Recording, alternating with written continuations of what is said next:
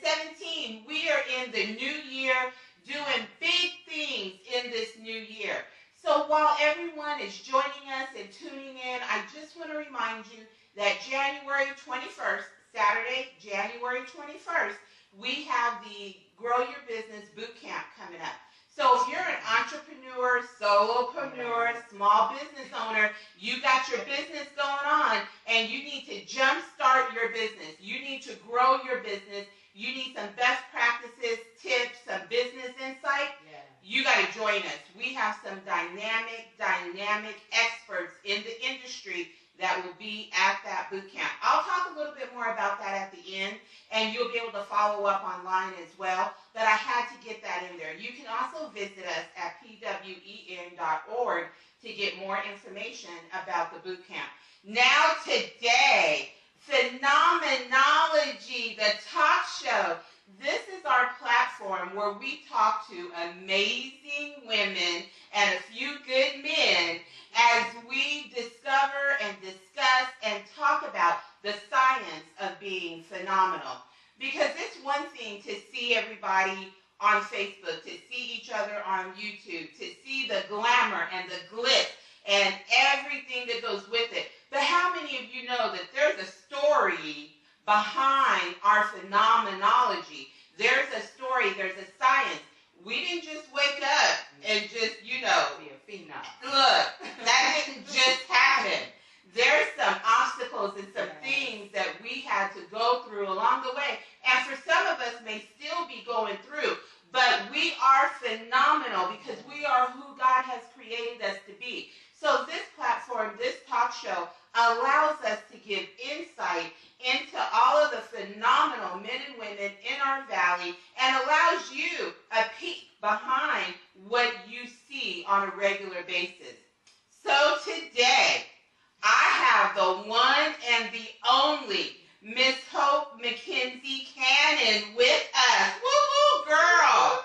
So I love Hope, and I had to get her on as early as possible because Hope is the one who inspired Phenomenology. She's the one, we were talking one day, and I think after that conversation, we went online with Facebook, and Hope is the one who made the comment and said, this is phenomenology, it's the science of being phenomenal. And I was like, oh, I received that in the name of Jesus. That's right. Absolutely. It was prophetic. Yes. Prophetic. It was prophetic. Yes. And so I said, I received that, and I said, Hope, I'm going to have to use that. And she said, that's why I put it out there. She said phenomenology. And so it really resonated with my spirit.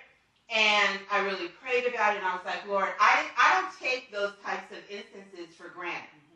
I believe that things happen for a reason, words are spoken for a reason, and I was like, Lord, what am I supposed to do with phenomenology as it pertains to the Phenomenal Woman Empowerment Network and just the whole movement that's taking place? And he had already birthed the talk show in my spirit, so it was only fitting to call it Phenomenology, the talk show. And so I had to have Hope on here, if for no other reason. She's amazing in so many ways. But how do you not have the inspiration behind the name? Well, it was truly prophetic. I am a word person. I love words. They're always building up inside of me.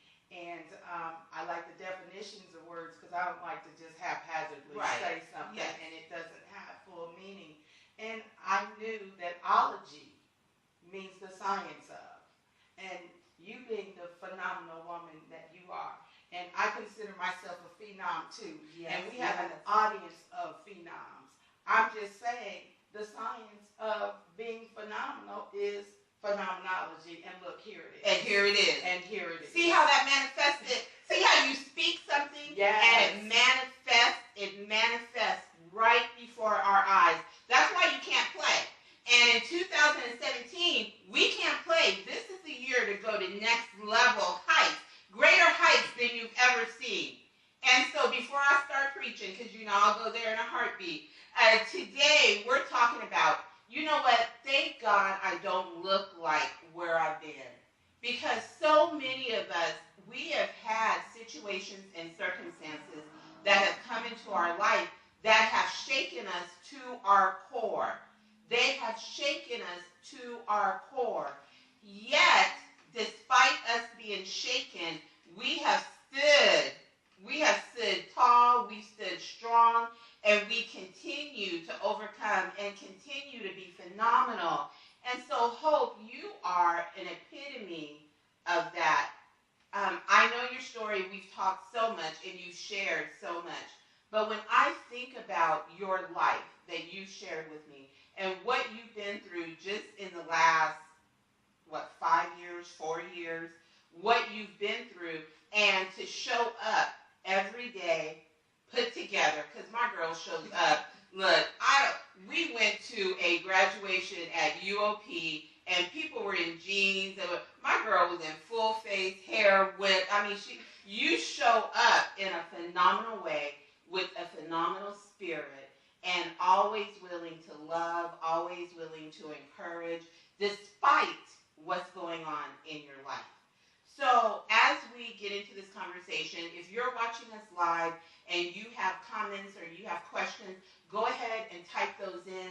We have the mechanism to be able to answer your questions and communicate with you, so we want to do that as well. But right now, I want to jump over to Hope. And Hope, just explain and share with our PWIN community a little bit about, I want to start with your husband, because that has been an area of your life that was tragic, that has caused you so much grief and transition and everything that goes along with that, because I know you miss him every single day. But share with our community, because there's people who may not know you and know your situation.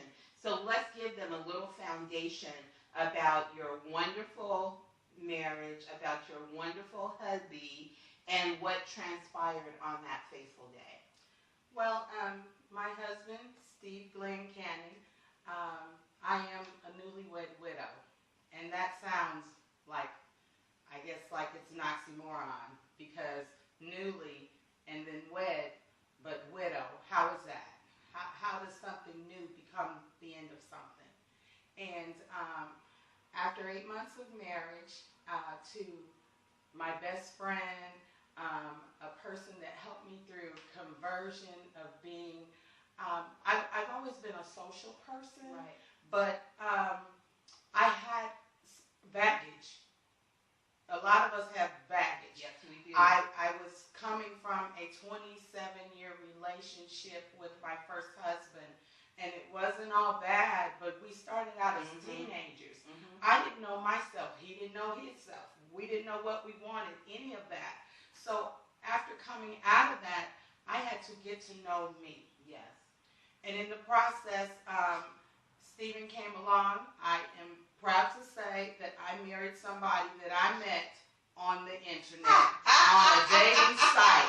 Okay? You are not by yourself right now. We both have. That's right. It can work out. It can work out. Okay, so we met, and it was interesting. I just want to throw out there that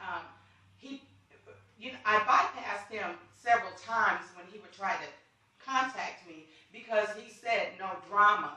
And to me, I don't know what that meant to me at that time, but I wasn't happy at work, and I felt like that might pour over into my energy when I spoke to him and things like that. And I bypassed him, and then one day he just said one of those really corny comments, the kind of woman turns around and says, that one really doesn't work, right? And so, and that really led to us moving forward, getting to know each other, becoming friends, and things like that. And my husband was, for me, extraordinarily supportive, loving, kind. He was always there. He was a man. He was an old school man. He washed my car. He took care of our daughter's car. He made sure that I didn't carry a bag, even if it was a Hallmark card bag. He wanted to be there to do that, because it was his first marriage, and he was 55 years old, and he had declared he would never get married. I'm just saying. Look.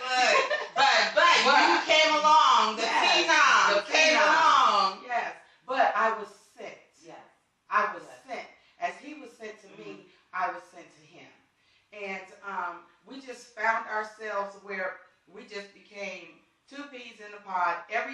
went together. We were totally opposites. It was kind of strange.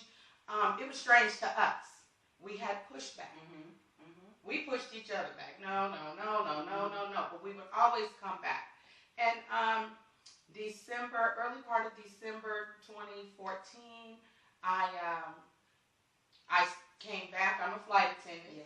Came back from flying back to Phoenix. I was stationed back to home. Now, me and my honey, we're going to be here together every day. We started planning our wedding. I was injured on the job. 6 weeks into my dream job, I was injured. And 6 weeks. 6 weeks. And my wedding was 5 days from the day I was injured. Wow. So we canceled the wedding, and we just went to Vegas and got married. And that was really, it was beautiful. One of the greatest memories, especially as he is not with me, is that he loved the Temptations. He loved Motown. He loved old school music. I've never, ever ran across anybody that had the kind of historical memory about music like him, and that was one of the things that really intrigued me about him. And we got married at Sherry Gordy's house, and his brother, who is a minister, he married us, and it was very intimate. It was just the four of us, and it was great, and everything went really well. I'm stationed back at home. I was away, but I was there, and everything was just really, really on track. We were on the path. It was going well. And as life happens, we got a call I went back to work because I had just started my job, and I was concerned about, making sure that I kept my job. Absolutely. Yeah. So I did accountability. Yes. And old school, we kind of do that too. And it's not always in our best interest. Right. Which I found out later on, and we'll get to that. But that's what we do. But that's what we do. And I'm on probation. Oh no, I got to go to work. I got to be there. I got to go to work. Sleep. And so now it's 2015, and late August, mid-August, we got a phone call that my 9-year-old at the time nephew had an asthma attack that had led to a really serious situation, and he was in the hospital. Well, it progressed to where my nephew had to make a decision. He and his my great nephew's mother, and he was taken off of life support. He had made 10 a couple of days before. It was a very, very difficult time for my family because he was not a sick child. Right. It was sudden. It was sudden. It was an asthma attack that just progressed into something that ended up being what it was. And I prepared to go to Chicago to be with my family and support my family. And the caveat was, while I was there, I was a spiritual leaning board, I think, for my family, because my family knows the level of my faith. And I was speaking to my family that even though, in spite of this feeling, our God knows all things. That's right. This was pre-planned. It was predestined. So you were there ministering to your family. Yes. And there had been a situation with Stephen's phone like 5 hours before I left, and one of the last things I said to him was, honey, in the morning, just go take your phone and get it fixed. His SIM card kept slipping out. Right. So he said, but babe, you're going to be with your family. You go do that. That's the kind of man he was. He didn't need me checking in and all that kind of stuff. So I did try to get him on the phone a couple of times, but it didn't work. Didn't think anything about it. It was September 11th when I left. Friday the September 11th was the day I got to Chicago. The 12th was the homegoing service. It was beautiful. My brother and his wife, my nephew, and Marcel's mother, it was just a beautiful tribute to him. And my family, even though in pain, they were processing as well as they could. Right. And which is always difficult. Which is always difficult. A child. Yeah, a child. And I left the next morning and came back to Phoenix. And it was odd because my flight got in 45 minutes early. That's not really odd because I'm a flight attendant, so I know all the back end stuff to how that can work. But I was like, oh, I got enough time to either go home and get dressed because I have my suitcase and clothes with me before I go to church because I'm in between, the airport's between church and home. So I'm choosing. So I decide I'm going to go home and smooch my honey. I got time to go home and smooch my honey. Right. And so I got in the car, everything was working together because I'm a flight attendant. So all I have to do is run down to the employee parking lot, and everything is moving very swiftly, and I have no concerns about time. And when I got home, I knew I couldn't call him to come get my bags because of this phone situation. Right. And so I took my bag upstairs, and when I set my bag down, I noticed our dog laying in front of the door of my bedroom, and the door was closed, and I was wondering, why he hadn't scratched his way in because they like to hang out when I wasn't around. And I opened the door, and there he was, laying on the floor, very peacefully, just like he was asleep. So I called his name 3 times. My spirit was not at peace at that moment. Right. There wasn't a definitive, but something was not right. Right. And I called his name 3 times, and when I touched him, he was cold. Okay, so this is a lot to take in. So you had just been with family as you all had to bury your great nephew. Yes. And 3 days, that was a 3-day period. You return home, and your husband is on the floor. You touch him, and he's cold. And by this time, you all have been married how long? 8 months. 8 months. 8 months into your marriage. 8 months. So I'm going to back up just a minute because I'm gonna let that simmer. I'm going to let you all digest that. One of the things that you said at the beginning I want to touch on is you transitioned from your first marriage, which was in all fairness, let's just say that was a trying marriage. Absolutely. You transitioned from that marriage, but something you said is that you had to take some time out to really get to know you, to get to know Hope, and to really process some things for you. Can you just talk a second about how important that is? Because so often, especially as women, but men do it as well, we go from relationship to relationship without really taking the time to heal from the prior relationship or taking the time to really evaluate and assess who we are, why that relationship didn't work out. Because that wasn't just any old relationship. That you were married and married for 21 years. We were together for 27 years. 27 years. So that wasn't no just Johnny-come-lately relationship. But so often we fail to assess and really dive into what happened in that relationship and how can I grow? How can I learn? Because that's part of the process. We usually get stuck in the anger. We get stuck in the, oh, he ain't no good, oh, she ain't no good.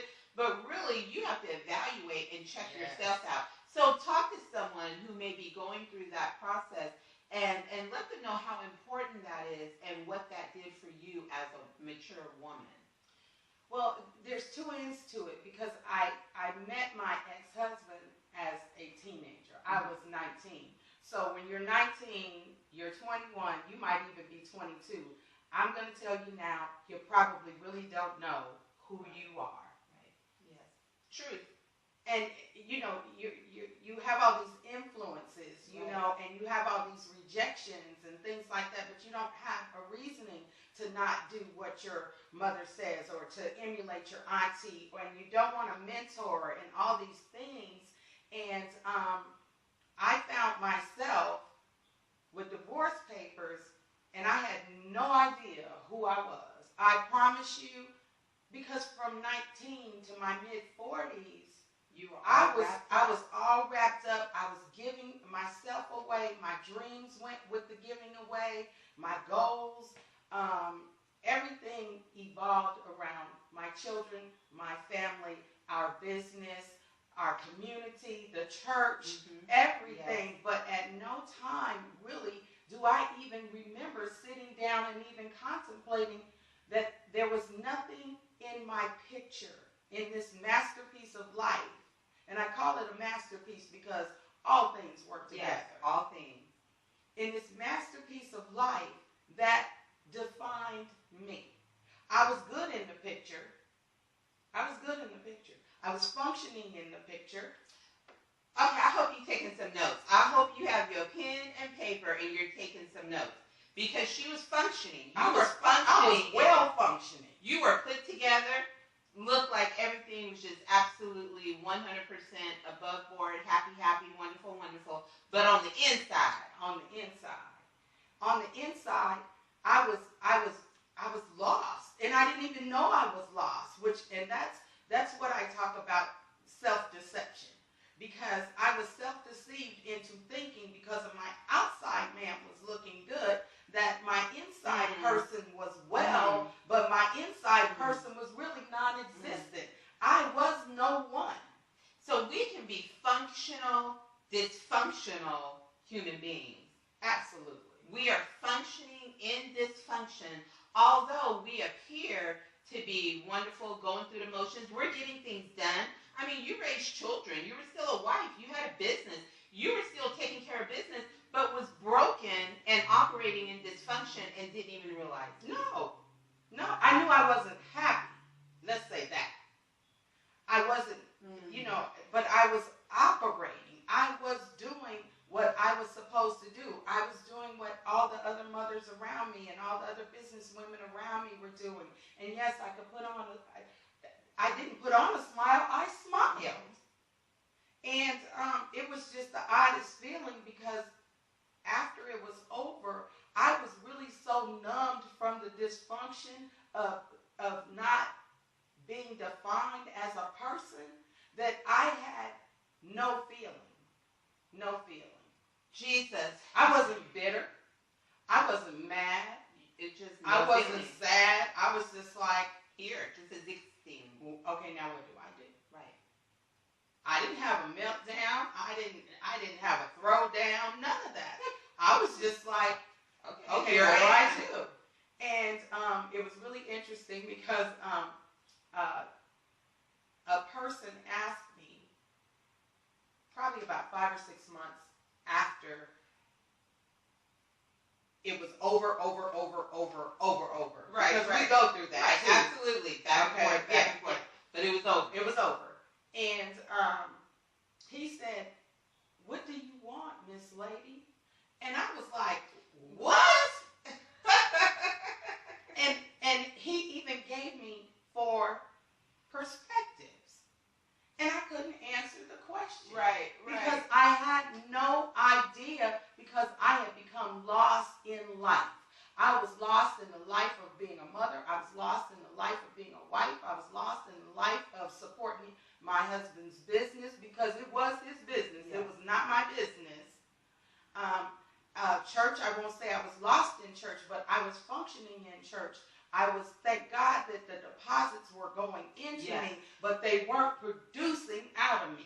But the deposits were going in, which helped to create your foundation. Absolutely. And that's something that I want people to understand, because so often one of the things that we do is when we go through something, whether it's similar to what you went through or something else, we will stop going to church. We will shut down. But what I want to be able to say to people is you still need to be in that environment. Absolutely. You still need to be at church. You still need to be around like-minded people, and you need to allow those deposits to go in, because what is deposited in you will come out. Yes. But you got to allow the deposits to take place. So you got to stay in church. You got to stay around positive people. You have to stay in those spaces where you can grow. Absolutely. And one of my thought patterns about that is don't allow pain to take you into isolation.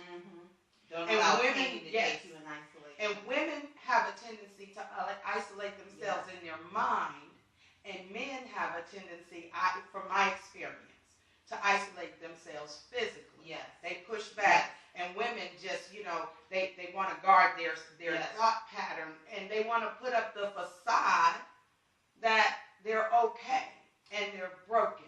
Don't let your pain push you into isolation. That's a good point. So I had to get that out because I know that that's going to help somebody who's watching today. So let's go back to, you get home, you find your husband, he's deceased. So now, after burying your great nephew, now you have to bury your 8-month-old relationship, your husband of 8 months. Shy of a year. Mm-hmm. That had to be a very tragic and traumatic experience. I mean, I'm newly married. So Mike and I just got married in August. I cannot imagine losing him in the physical at this point, or anytime soon. Yeah. But at this point, so when I hear you speak, my mind goes there because I would I don't know what I would do. I can't even fathom having that happen. So what were your emotions like at that time? Because you're a strong woman, so you're going to help somebody. But what were your emotions like at that time and the days after finding your husband? Well, what was interesting was, in that moment, when I touched him, and I knew, I took a deep breath, and I said, my God, and I said to myself, all things work together. That's how I gathered myself. I told you this is a strong woman, because Sharise, I might be in the middle of the floor. I can't say, I pray that would be my mature spiritual response, which is why you are amazing. But all things work together. Yes. You gathered yourself. I gathered myself. My daughter and her friends were in the house, and I, let them know that the paramedics were on the way. And the paramedics came in, and just so everyone's clear, my husband was on the floor, but that was not an odd thing for us. When I was not in the bed, my husband slept on the floor. He was military. It was just one of those old quirky things, and for military folks to say, oh no, we don't do that. Okay, then I'll say, it was just a quirky Steve Cannon thing, but he slept on the floor. So honestly, when I walked in and I saw him on the floor, he was peacefully laying there. It wasn't like this. I knew that he did not go in this way that caused me to be upset. What I saw was peace. A peaceful transition. I saw peace. And knowing that in July, he had reconnected his life with Christ, and his words were different, and the way he talked was different, and the way he walked was different. And he went on a 2-week, he had gone on a 2-week fast, and he was different, and that brought me peace in that moment. And I just reminded myself, if I truly believe the word of God, and it says all things work together, it doesn't say what you don't like, or what you do like, certain things, what feels good. It don't say all that. It says all. And so last time we checked, all men all. All men all. And so, I got my, we went through that process, and I can say that I've had moments. Now, I'm going to talk about moments a little bit, because I decided with my confidence that he was right with God when he left here. That he had given me all he had given me, because all things work together. His work was done in me. Yes. Yes. So what I did was, I just decided that the times when I would feel him and miss him so much that it took me to a grieving moment, I declared that it would only be for a moment. I said it will never be a minute. It will never be months. It will only be for a moment. And that gave me control over how I was going to deal with the loss of my husband. At the same time, I accepted that in the knowledge of the Word of God that he's with me. Yes. And here's really part of what transitioned is you didn't deny your emotions. Mm-hmm. So you said, I'm going to have these emotions. Oh, yeah. I'm going to have a reaction. I might freak out. I might be in tears. So I'm going to allow myself to go through that emotional process, but only for a moment. I'm not going to get stuck in the process. I'm going to allow the process to continue moving. Because see, so often we get frightened by the process, mm-hmm. and we get so caught up in our emotions that we stop the process and we stay stuck. But that's what you had enough wherewithal, you had enough sense, you had enough spirituality in your girl that you were able to say, I'm not going to stay stuck. I'm going to allow the emotions, I'm going to allow the tears, I'm going to allow the thoughts, I'm going to allow whatever the range of emotions were for you to come upon me, and I'm going to embrace them. I'm just not going to stay there. And that's a life lesson that we all can take away, because especially as women, we try to push our emotions down, or we try to, hide. We don't want people to know that we're upset, that we're hurting, isolation. We don't want people to know we're angry, and so we just kind of suck up those emotions. But sooner or later, it's going to come out. It's going to stress, illness, attitude, one way or another. Look, matitude. I call it matitude. You got your matitude. It's going to come out one way or another. So why not allow it to flow where you can still manage? Yes. Versus allowing it to just come and take over. Well, Stephen had taught me. I had these word things that just would drive me crazy, and one of them was life goes on. Life goes on. Life goes on. That's tough but true. It's tough but true. Tight but right. I mean, my choice was to die. Yeah. And that is not who God created me to be. That actually, my issue with that is, what are you saying to God when you stop living, when he implements his path for a person? That was his decision, not mine. I didn't like it. It didn't feel good. But if all of a sudden I decide that I can't live without him, and I'm not saying that anybody that has had loss, right, that this is the path they should take. But this is how I processed it for me, that I didn't have a right to feel any other way but grateful. Grateful. And that's what I was. I am grateful. I talk about my husband all day, every day, in love, in kindness. I mean, because he gave me so much. He said life goes on, and it truly has. And in it going on, it's been about 15 months now. Who I have become is so different from who I was. That time frame when I went through where I was a blank canvas, I now see swirls of color. I see things. I see a masterpiece in the making of who God created me to be. It was just 4 years ago when I couldn't put on paper what my why was, because I had no idea. See, and this is what's so rich about your experience and your story, because you're grateful for having him come into your life. You are grateful to God that God sent this man into your life, ever how brief it was. In those 8 months, God and Stevie transformed your life.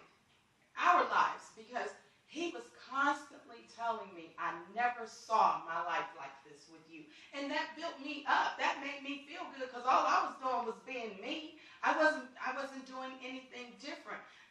But what he did in him saying that to me, he was chipping away at some things. My husband had me climbing trees before he passed, okay?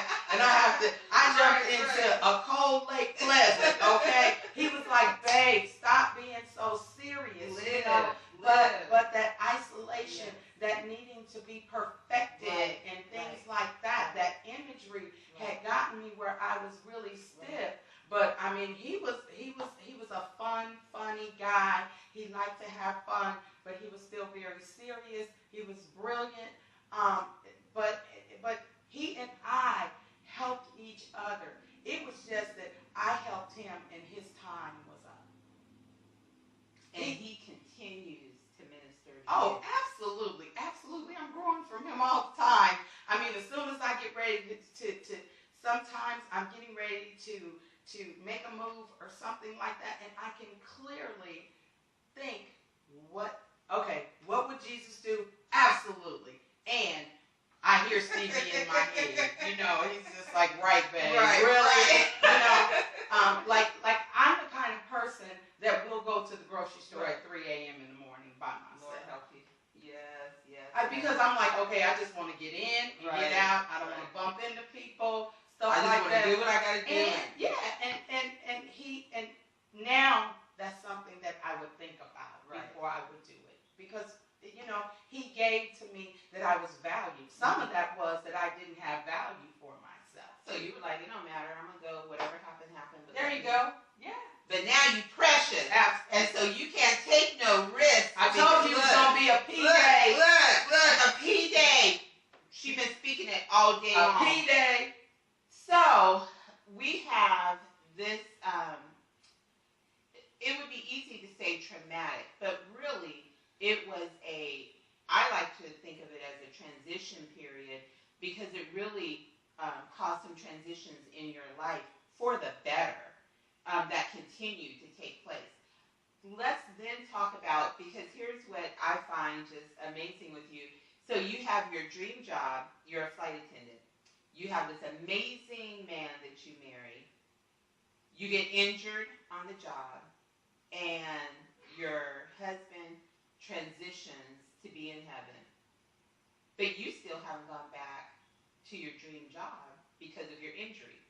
So they don't need to know all your business, but that is still another part of your story, because dream job, dream marriage, your husband transitions, and you're still not back at your dream job.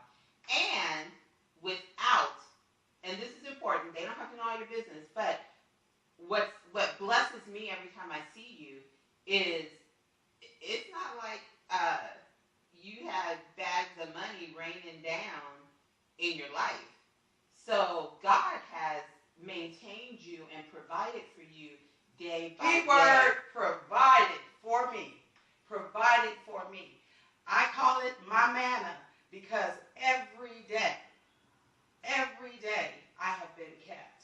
The provision has come. Yes, it might be a little different from what I would like it to be, but it has been what I needed to be sustained.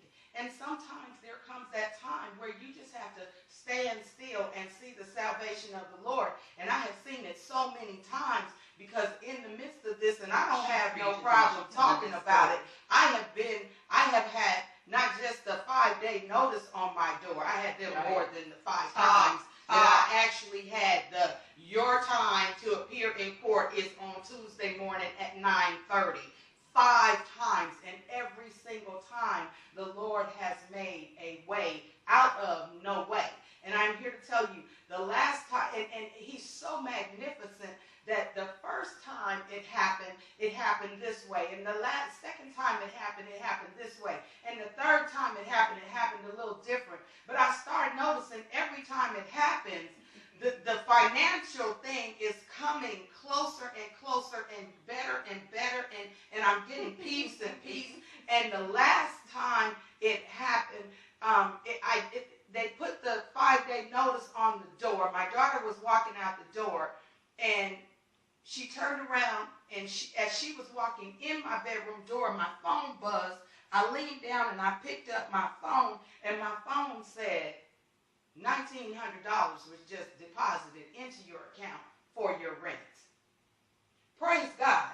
Praise God. I have to stand in the praises of the Most High. Yes. If I just keep on blessing his name while I'm going through, it doesn't matter what you go through. If you believe what the word says, and the word is true, the word says all things work together. He said he is my provider. He said he'll be there in my time of need, and he has shown me that. So I walk my walk by faith. Let me tell you, I act like a blind man because I don't want to see what's in front of me. I want to walk by my faith. I want to live by my faith because it produced everything to sustain me during this time. Everything to sustain me. I mean, when people see me out there, I know you guys don't know. I mean, I'm talking some serious drought. Exactly. I have been blessed by many situations. The network has embraced me. Sometimes I'm serving. Sometimes I'm working. Whatever it is, the network has embraced me. P. Win, Felicia Davis, Tamika Williams, Akila, the Inspirationist. I mean, just embrace me. The 100 Black Women, Audrey Jenkins. I have been blessed by women that have just really put a blanket around me during this time where even though I proclaimed it in the beginning, there were still places where I could have fell apart. But I was kept so well by my sisters in the spirit that there has been really no time for me to wallow. As a matter of fact, not wallowing, but I'm running 2017. Look. 2017, I'm just like so geeked up for it. And I'm going to tell you, excited. Let me tell you something about 2016. Yeah, come on. Because there was, okay, it was Carrie Fisher first or George Michael? Okay, let me just say this. And then I told you, on Christmas Day, yes, 2 members of my family, on this Christmas that just passed, two members, but I've become sensitive to grief. Yes. And I think it's because God knows that he doesn't have to worry about me in that place. So I have found recently that I have been able to reach through to some people that have some unfinished business in the area of loss and just be able to say something to them. And I think I said something to you and you were like, I never even, put it together like that. But, I woke up and just was like grieving, and I thought this was my first grief experience for my husband because I was told up. So let me share what you shared with me, because my mother passed away, and it's been 20 years since my mother passed away. But for me, it's just like yesterday. So if I think about it more than a minute, I can go right back to the precise time, at 6 o'clock in the morning that I called her and she didn't answer the phone. I can, in detail, describe to you how I felt in that moment and how I felt throughout the day until I could get to her townhouse. And once I arrived at her townhouse, long story short, but I found her deceased inside. And my heart just ached. Now, let me say this. I had taken off from work. I had left my job. I was my mother's caretaker for the entire year. She had a heart and double lung transplant. And so I got to spend precious time with my mom. We had laughs. We had, from bathing her to laughs to you name it, I got to spend that precious time with her. So I have no regrets because that was an amazing year that I got to spend with her. But the one thing that has always lingered, that has always pinched me, is I always felt bad because I felt like she died by herself. Because I had gone back to work. I was at work on that day. I worked at 4 a.m. to 12:30, and as soon as I got off at 12:30, I went straight to her place, and I found her. So it's always pinched me because I felt like she died by herself. At least I could have been there to comfort her as she transitioned.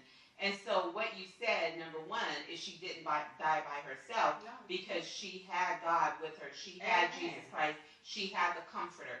So she didn't die by herself. The second thing is you were like, and what were you going to do? Because that was God's will at that time. Even if I had been there, what was I going to do? Because that was God's will.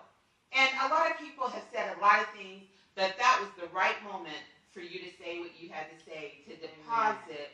And that's what I appreciated, because, you know, even if I had been there, what would I have done other than be passed out on the floor?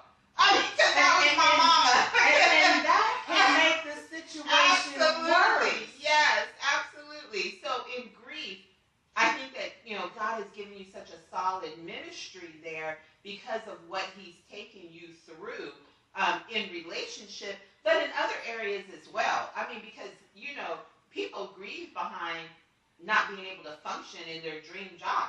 You know, people grieve behind so many different things, but the cycle of grief, the pattern of grief is actually the same.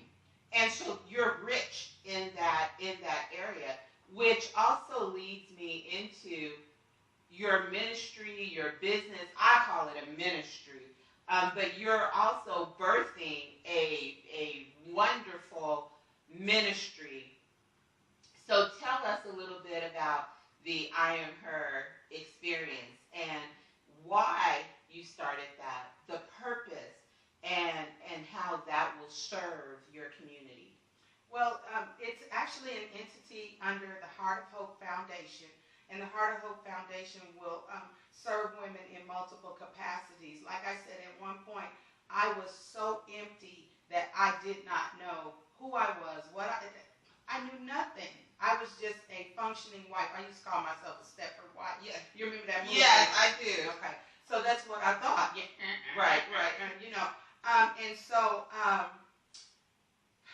the I Am Her experience is really it's kind of birthed from the empathy that I received when the network of women around me, the sisterhood, embraced me, loved on me.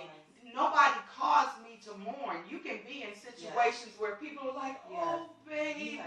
You know, no. I walked in. But I walked in, hi, Hope, how you doing? And you know, nobody, oh, I know this is hard for you. I'm not saying don't do that. You do whatever you want to do. I'm saying for me, I thank God that people didn't take me there. I was on a path, for I know the plans that I have for you. I was open. Lord, lead me, guide me, take me there. I have been within the network. Women have helped me. They have blessed me. They have made deposits into me. And the I Am Her experience is there to help other women understand not to isolate yourself. Do not isolate yourself. If you isolate yourself in your pain and your predicament, you will never find your purpose. You will lose your path. You will be lost. Passion, purpose, all of it is sitting still. It's getting dusty. You need to get out. The Bible tells us that 2 or more. You got to get with people. Even if it starts with grief counseling. Absolutely. Do not isolate yourself. I have friends that have lost their 30-year-old daughter to cancer. Mm-hmm. I have a friend, she was a bridesmaid in my first wedding, that lost her firstborn and her lastborn. One to violence and one to cancer. And I want to say to those women too, they helped me because I looked at them and I'm saying to myself, how can they go on? How did they go on? But I see them and they're beautiful and they're going about their business and they're living their life. And so I just had to go, I go with it. But this business of women not thinking that another woman has never been through what you've been through, again, to me, that's ungodly, because there's nothing on the sun that's new. Nothing new under the sun. And because there's nothing new under the sun, we're not the first and we're not going to be the last. No. See, that's one of the things I had to realize, because I would go through something and think, and this was early in my youth, but I would go through and I would think, oh, I'm the only person going through, so the heavens needed to open up. And I had to come to that realization that special as I am, that I am not the first person to go through the things that I'm going through, and I will not be the last.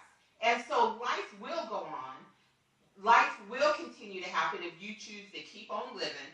But that God will always take care of you. No matter what you're going through, God will always, did I say always, always take care of you. You have to trust him. And you have to be willing to not be moved. And that's one of the things I was going to say with your story, because it was easy for the sisterhood. It was easy for the women in your life to come and wrap their arms around you and support you and encourage you like you do for so many of us, because you stayed in position. Yeah. See, God will place us in a position, and so often we get out of position, and our blessings can't find us because we're out of position, a.k.a. out of his will, okay? Right now. And so you stayed in position. You stayed in his will. So when he started sending his blessings, the blessings were able to find you and continue to find you because you stayed in position. Yes, absolutely. Stay in position. Don't get out of God's will for your life. Stay where God would have you to be so you can be found when he's sending his blessings, when he's sending his comfort your way. Don't get out of position. That's huge, and that's important. Absolutely. Heart of Hope Foundation, the I Am Her experience. But here's the other thing that I love with Hope, is she has her business cards, but on the back, she has the last text message that Steve had sent to her. And I just think this is special. So you probably know it by heart, but I'm going to ask you to share it with our viewers. Naturally, because of the phone situation being broken and things like that, and after my husband passed, I didn't go and look for a text message from him. But a couple of days later, maybe 2 or 3 days later, after I found him on September 13th, maybe I was messing with his phone, I don't really know, but this is the last instant message I received from my husband, and it says, "The journey isn't perfect, but the purpose is. Never doubt the path God is taking you on. He knows what's best for your life." And with that right there, that was prophetic. Can we just shout? That's a shout just right there. I mean, that when you talk about prophetic. Yes. He accepted his assignment. He accepted his assignment. And this was like 3-4 days later that you found this. Yes, but it was from September 10th. Yes. That's just amazing. It's just amazing. That's just how God has a way of sending you confirmation. Yes. Because that's really what that was. Had you received it on the 10th, who knows what type of impact that it had. But it had a divine appointment for you to find it. And when that appointment commenced, the joy, the beauty, the incredibleness, y'all know I make up words.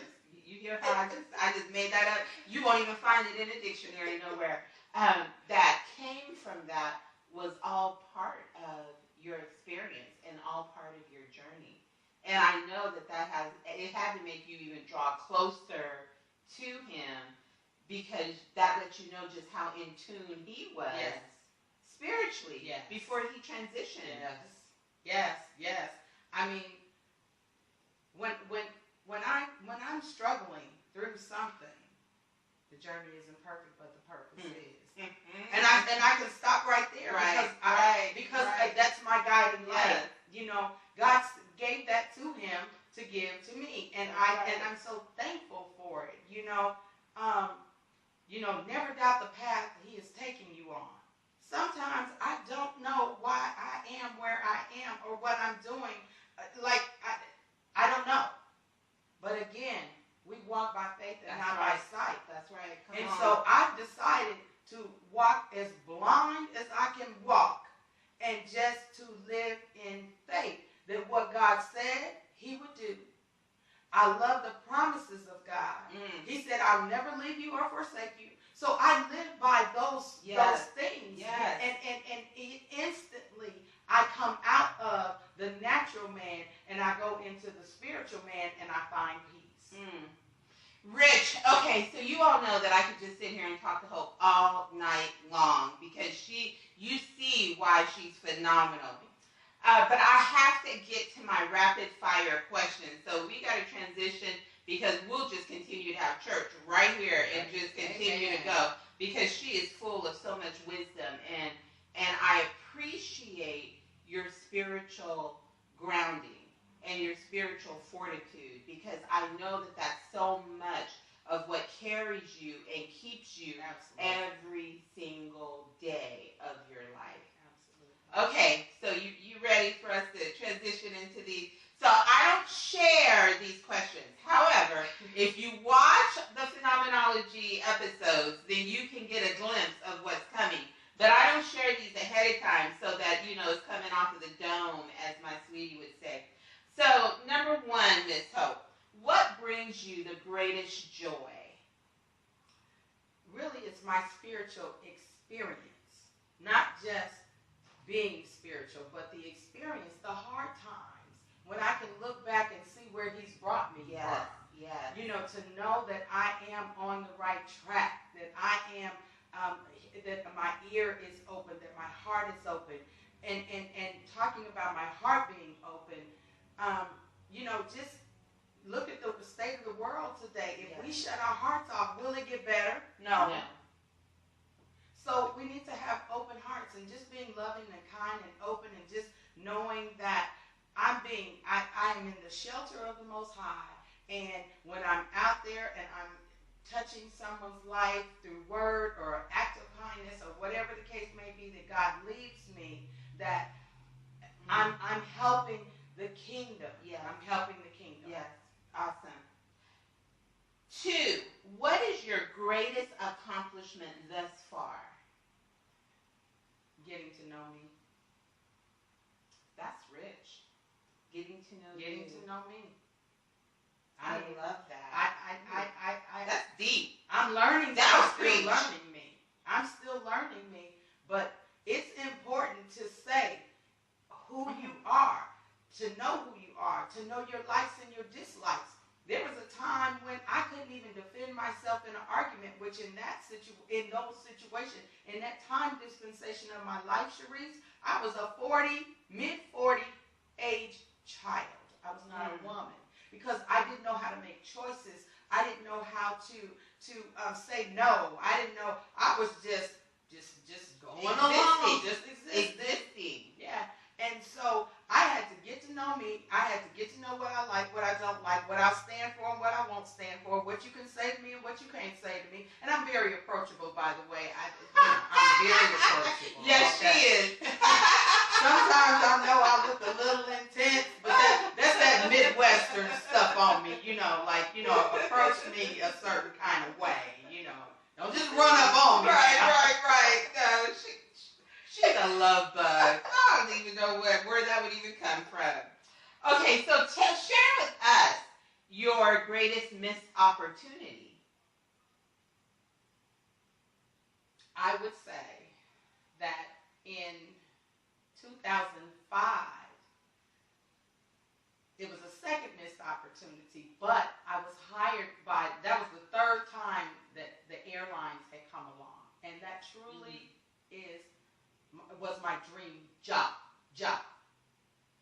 We got you. Job. And I was working and going through the divorce process with my ex-husband. I allowed my job I left my job. And that was in 2005.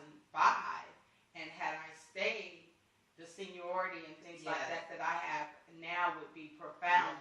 I really would almost not have to work, but I would definitely be in someplace else. Yeah. Passports. Gone. Love it. That's good. That's a deep one. So what has been your greatest obstacle that you've had to overcome to get to this point in your life right now? It really was fear. It was fear. Because when you wake up, and I'm not talking to people 25 and under, when you wake up and you're 45 and you're 50 years old and you figure out that you don't know how to make a choice,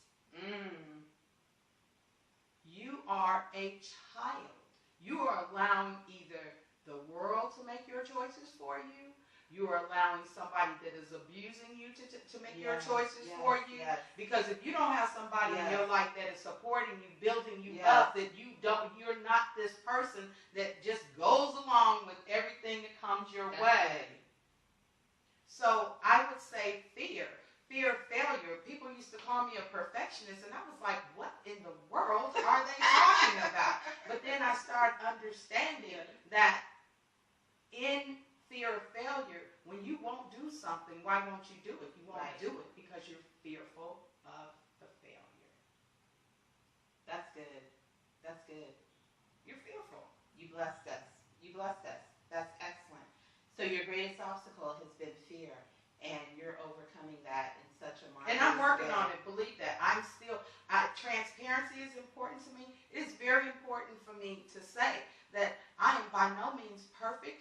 Sometimes people have asked me to do things, and that it revisits. Mm-hmm. It shows up. Yeah. It shows up. Oh, yeah. But you can do all things. I can do all Jesus things. Christ who strengthens you. Absolutely. And Absolutely. so you just keep it pushing. Absolutely. And I'm getting where, back to question number one, the faith factor, as my faith is growing and my knowledge and my spirituality and my peace of God and where I am and who I am, it just kind of just settles with you. You know, I feel like I'm getting where the elders used to be. Mm-hmm. And I'm in the early elder stage. Right. Don't get it twisted. I'm in the early elder stage where I have that, you said the word wisdom, where I have that peacefulness that I can go to my source when I need it. Yes. You know who your source is and how to get to your source. Yes. And in fear, you don't know who your source is, or you would not be fearful. That's the word. You would not be fearful. If you knew. If you knew. That's good. Get that. Okay, somebody, their deliverance just happened right there. Amen. Look. Okay, last question on the rapid fire. What do you want your legacy to speak? My name, Hope, means great expectation. One of the mothers of the church, she used to whisper that in my ear when I would walk around to the collection plate. Come here, baby. And she would say, do you know the definition of your name? And mind you, at this time, I was an empty vessel. I was broken. Yes. And she was telling me my name was Great Expectation. My great expectation is for everyone. It is not just for me. I want to see everybody I come into contact with living their life, living their dream. How can I help you? What can I do? Mm-hmm. I mean, I want to, I'll man the phone. I'll do whatever, it takes. I come from that generation. I really do. You shared something the other day even about, just with a homegoing service. Yes.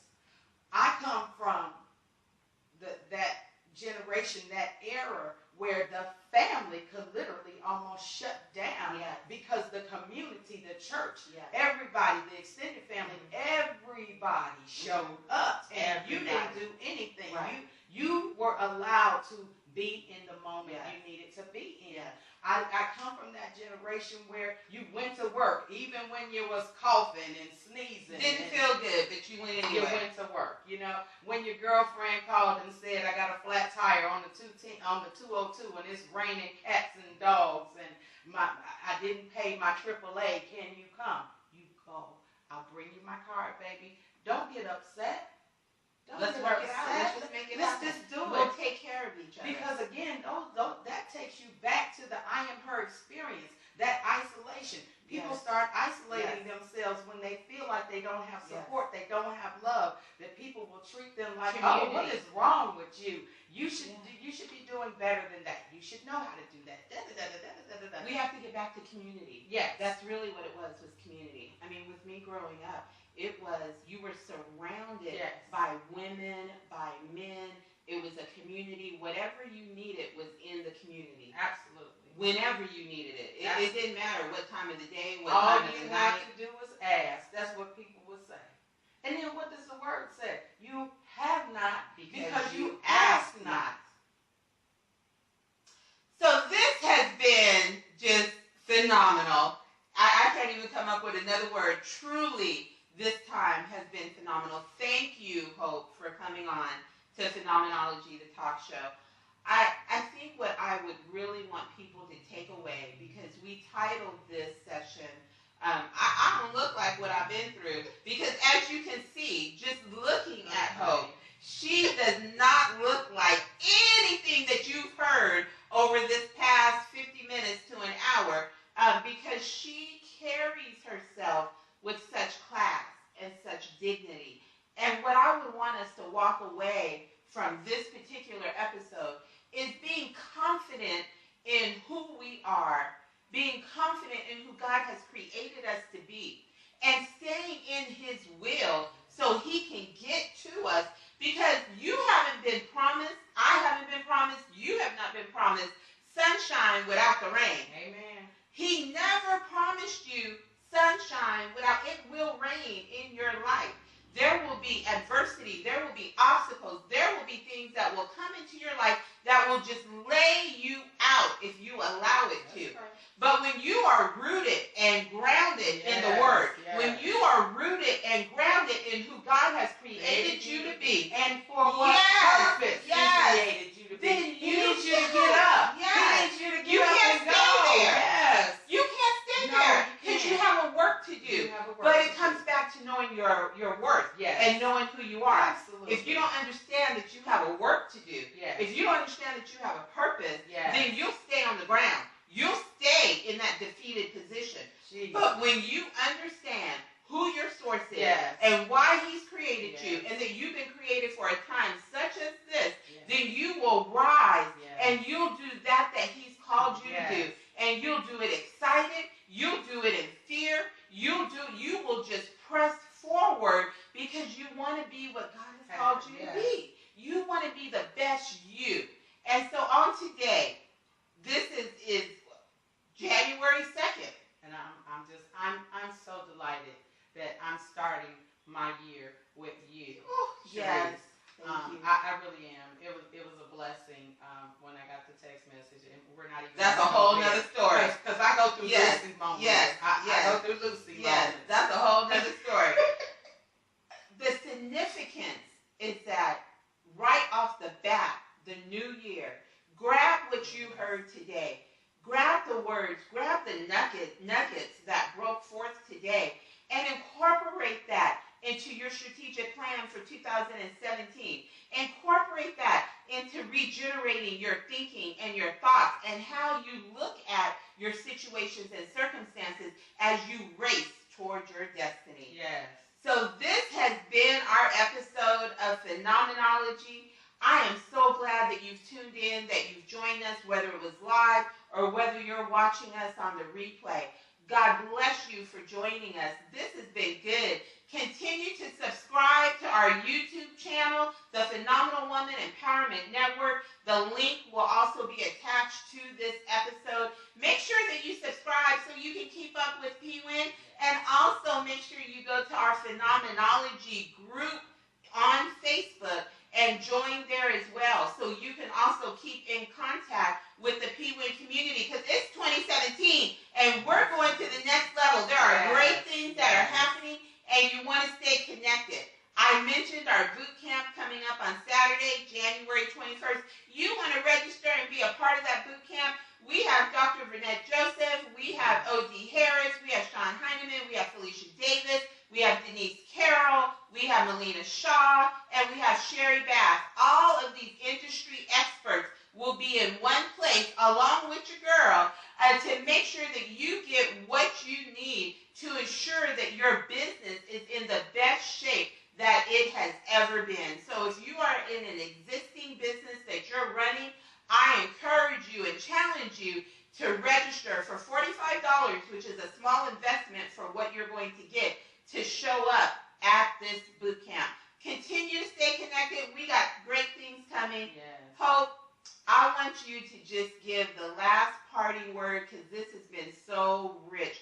What do you want to say right now in a minute or so to encourage that woman, that man that has been listening today. They may be dealing with a grievous situation. They may be in an uncomfortable circumstance. And they may be a woman or a man of faith, but it's just rough. The struggle is real. What would you say to them right now? I would say don't let your past or the present prevent you from getting